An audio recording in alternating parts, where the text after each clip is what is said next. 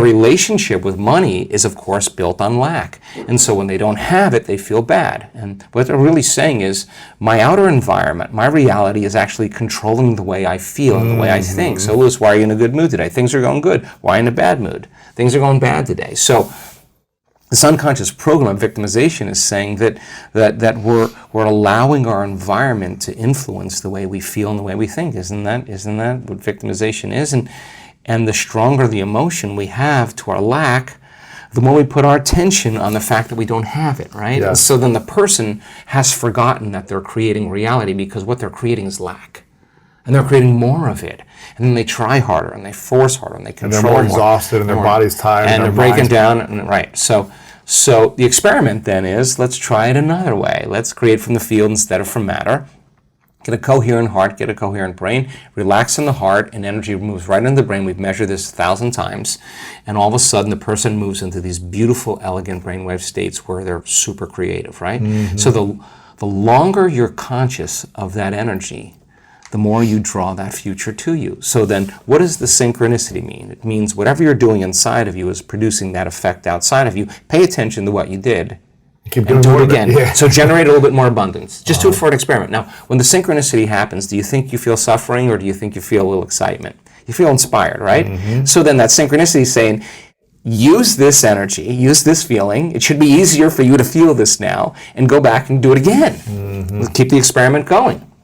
Then here comes the promotion. Here comes the email. Here comes the person you meet at the right time. Yes. Right? Whoa, we have something happening here, and then that becomes the momentum, right?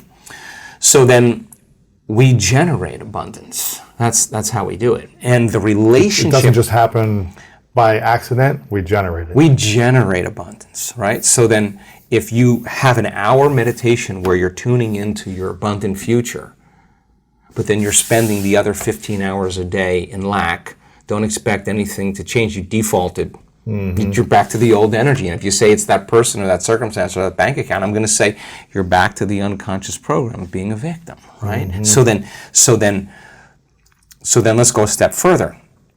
If your personality creates your personal reality, and it does, and your personality is made up of how you think, how you act, and how you feel, then the present personality who's listening to this podcast has created the present personal reality called their life. Nothing big there. Which means if you want to change your personal reality, you're going to have to change your personality. Right. Nothing changes in your life until you change, right? So then 95% of who we are is on autopilot, right? It's a programmed thoughts, hardwired thoughts, beliefs, perceptions, unconscious habits and behaviors, and really, really emotional responses that tend to be really knee-jerk and automatic, right? So if 95% of who we are is a set of unconscious programs, then the first step to change is becoming conscious of those unconscious thoughts. Now, people think when they sit down to do the work and make their change that they're doing something wrong. No, those thoughts have to come up. I'm not worthy, it's never going to work.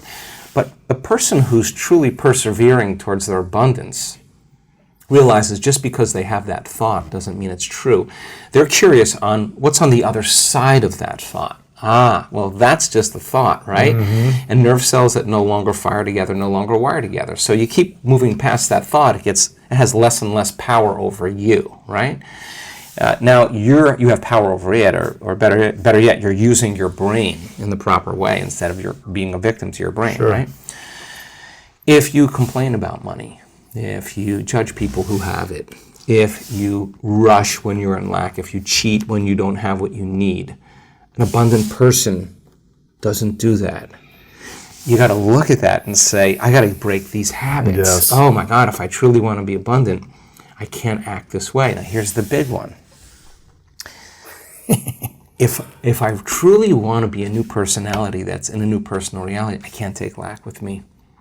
I can't take unworthiness. I can't take the story that goes along with it with my parents or my grandparents or my ex or whatever.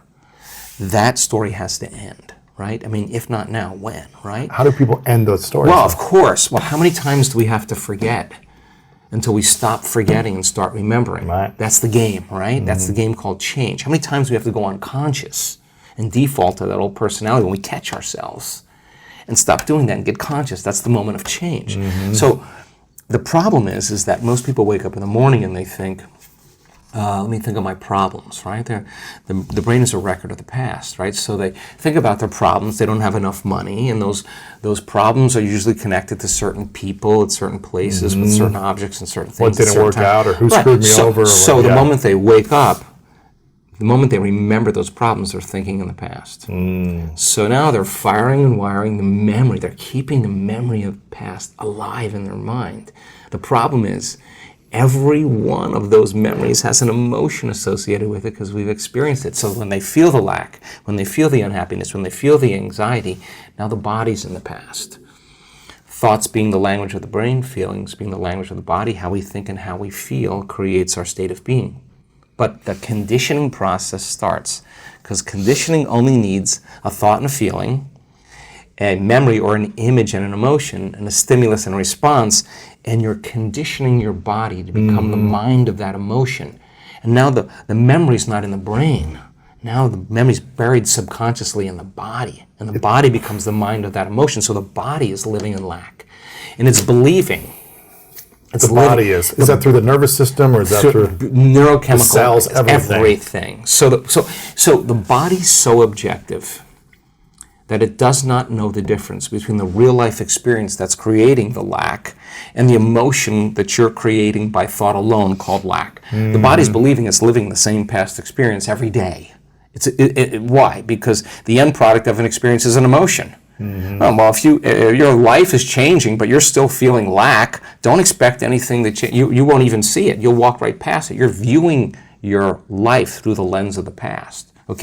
So then the person realizes that all their friends are making money and they're doing stuff, and they're like, wow, I'm really feeling lack now. So then when it no longer becomes about your abundance and it becomes about your change, that's a valuable moment. When it's no longer about your healing, but it's about your change.